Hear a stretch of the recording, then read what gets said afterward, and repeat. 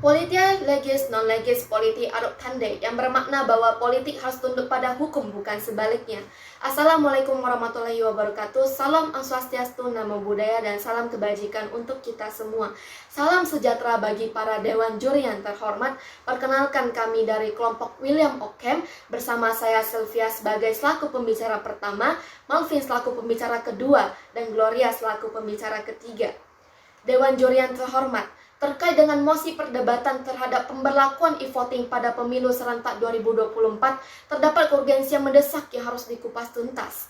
Pemilihan umum memiliki keterkaitan dengan masalah politik yang merupakan salah satu pilar utama dari proses akumulasi kehendak masyarakat dalam memilih pemimpin.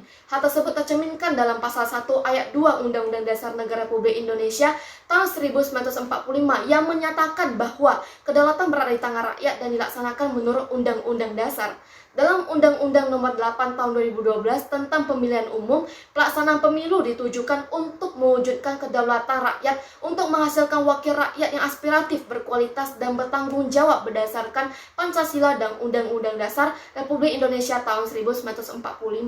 Kemajuan teknologi yang bergerak dalam revolusi industri telah membawa perubahan besar, salah satunya terhadap bidang hukum. Dapat kita ketahui bahwa di Indonesia, pelaksanaan seperti layanan persidangan sudah dapat dilakukan secara elektronik yang dinamakan dengan e-court. Begitu juga dengan RUPS yang diselenggarakan oleh Badan Hukum Perseroan yang sudah dapat dilakukan secara online atau daring. Hal tersebut menunjukkan bahwa politik perkembangan ilmu pengetahuan dan teknologi Indonesia sudah dapat menyaingi negara maju lainnya. Selain itu, pertimbangan pelakuan e-voting serentak pada pemilu 2024 karena adanya pandemi COVID-19 yang menyarankan setiap masyarakat untuk tetap menjaga jarak atau menghindari kerumunan untuk memutuskan rantai penyebaran COVID-19 yang terus bermutasi. Oleh karena itu, pemerintah Indonesia berencana melaksanakan sistem e-voting pada pemilihan umum yang dilaksanakan secara virtual melalui sarana media elektronik pada tahun 2024. Dalam pelaksanaan pemilu dengan sistem e-voting tentu membutuhkan berbagai sarana dan prasarana yang mendukung berjalannya kegiatan pemilu tersebut. Terciptanya sistem e-voting tersebut diharapkan mampu mengakomodasi seluruh asas-asas pemilu secara efektif dan efisien, yakni melandaskan asas du berjurdil. Berbagai negara pada umumnya juga sudah melaksanakan sistem e-voting dengan jenis mesin yang berbeda sesuai dengan kebutuhan namun tetap memaksimalkan fungsinya.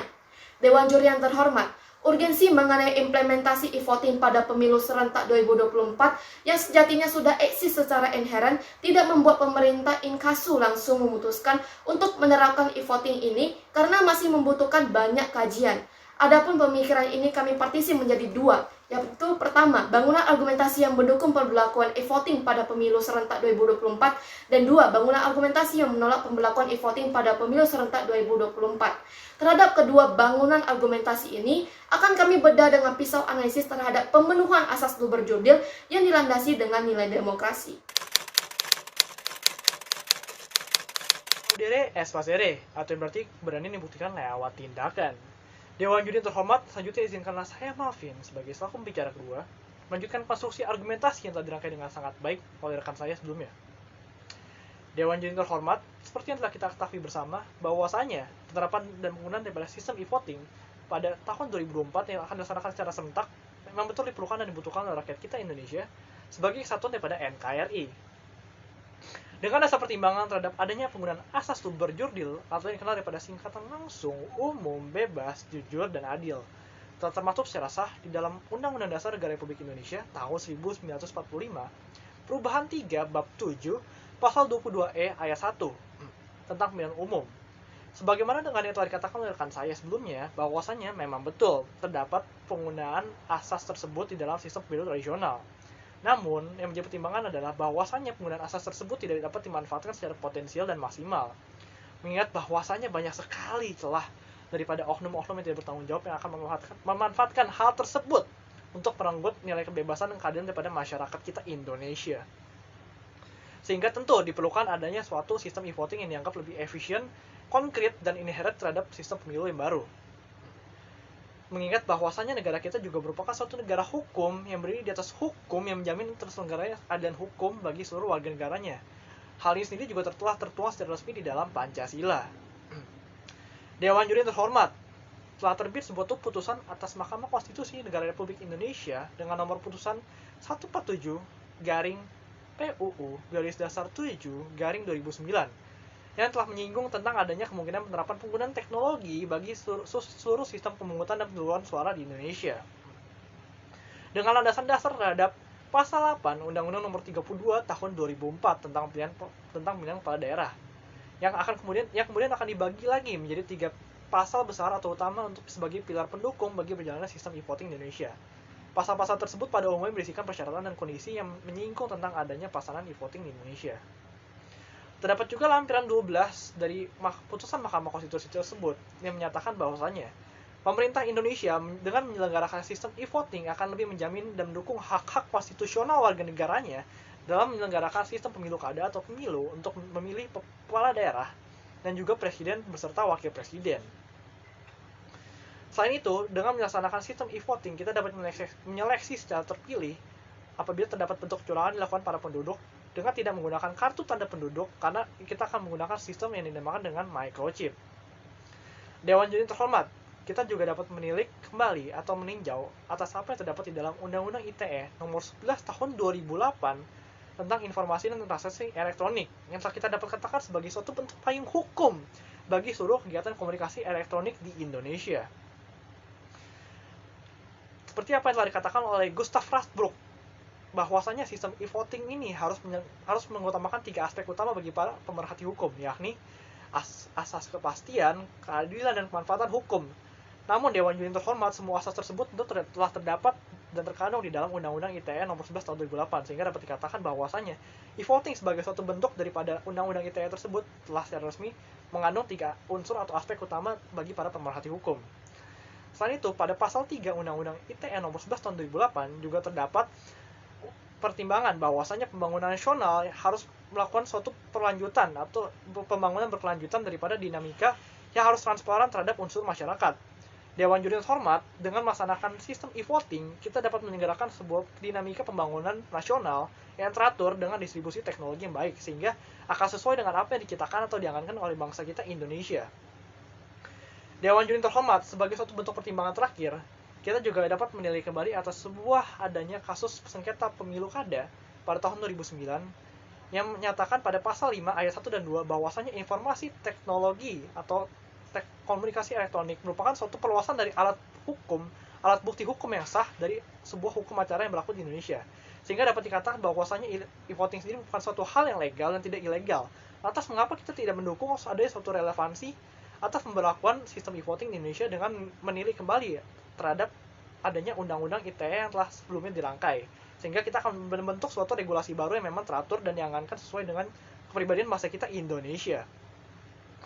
Dewan Juri terhormat, singkat kata, kami mendukung sebuah adanya pemberlakuan daripada sistem e-voting di Indonesia sehingga pada tahun 2024 secara serentak, dikarenakan oleh satu dan lain hal saling berkaitan, seperti misalnya ketertinggalan negara kita dalam mengejar sistem e-voting yang sudah dilakukan oleh negara lain semenjak akhir tahun 1970-an, seperti misalnya Belanda, Belgia, dan Irlandia, serta Prancis, yang memanfaatkan hal tersebut hingga menjadi titik potensial negara mereka.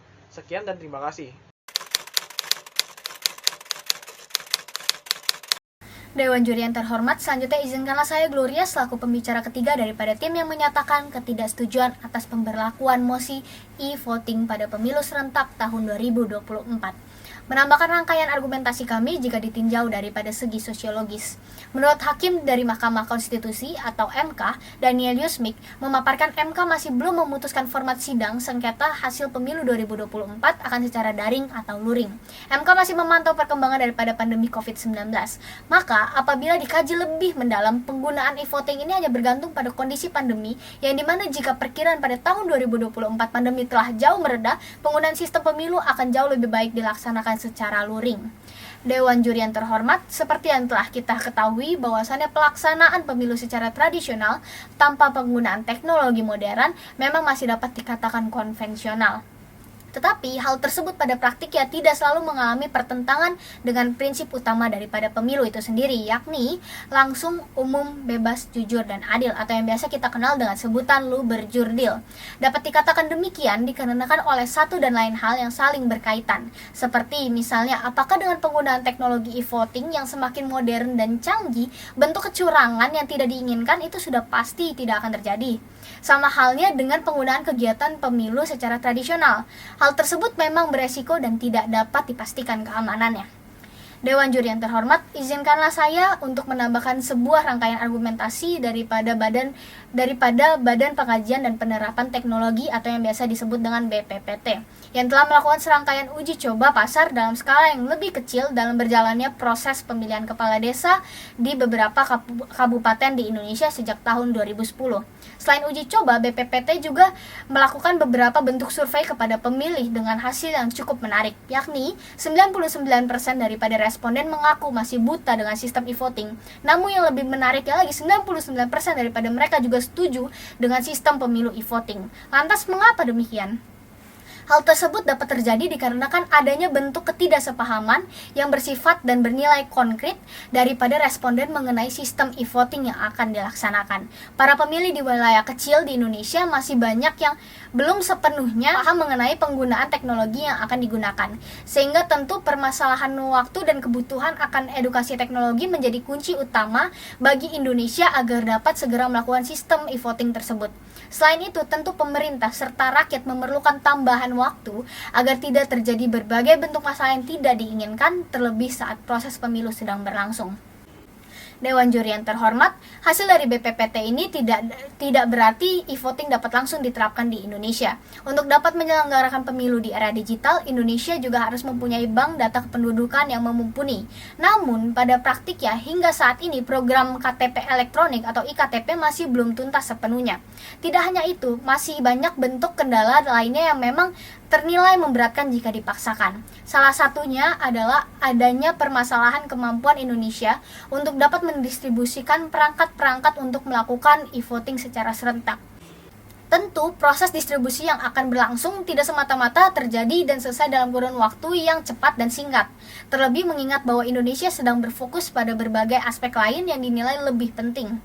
Selain alat e-voting, dibutuhkan juga dukungan daripada infrastruktur seperti listrik dan jaringan internet, terutama dalam wilayah-wilayah terpencil agar rakyat yang berada di wilayah yang jauh daripada ibu kota mendapatkan pemahaman yang cukup mengenai alur dari proses e-voting yang akan dilaksanakan. Untuk menguat rangkaian informasi yang telah kami persiapkan, kita dapat melihat sejumlah bukti kegagalan daripada beberapa negara maju yang telah menetapkan pemberlakuan daripada sistem e-voting. Di antaranya ada Irlandia dan Venezuela.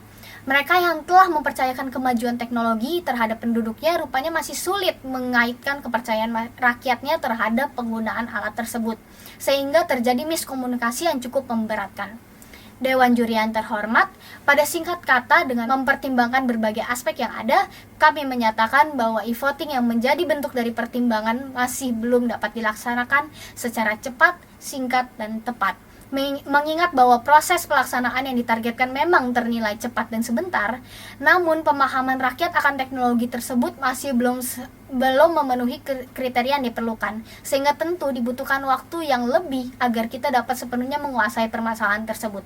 Solusi yang dibutuhkan oleh negara kita dapat dikatakan sederhana, yakni mulai memberikan penyuluhan terkait minimnya edukasi atas teknologi dengan memberlakukan program wajib belajar beserta eksekusi yang nyata atas hal tersebut, sehingga perlahan rakyat akan mulai memahami pentingnya nilai asimilasi sosial atas kemajuan akulturasi budaya yang bernilai positif demi meningkatkan pembangunan nasional Indonesia.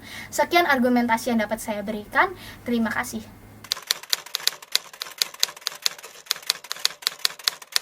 Dewan Juri yang terhormat, sebagai penutup daripada rangkaian argumentasi yang telah diberikan oleh kelompok kami, izinkanlah saya Sylvia menyampaikan bahwasannya dengan yakin dan tetap kami berdiri pada sisi kontrak.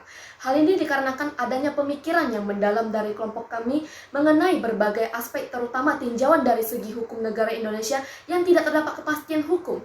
Selain itu, dalam segi ekonomi, teknologi, sosial, dan budaya, pemerintah Indonesia masih belum mampu mengakomodasi asas duber jurdil, sehingga diperlukannya sebuah pembenahan masalah terlebih dahulu, terutama pada bagian infrastruktur dasar terkhususkan penyebaran jaringan internet yang belum merata, payung hukum mengenai pelaksanaan e-voting pada pemilu yang akan diselenggarakan, serta pembekalan terhadap masyarakat agar siap dan menggunakan alat elektronik dalam pelaksanaan pemilu secara e-voting.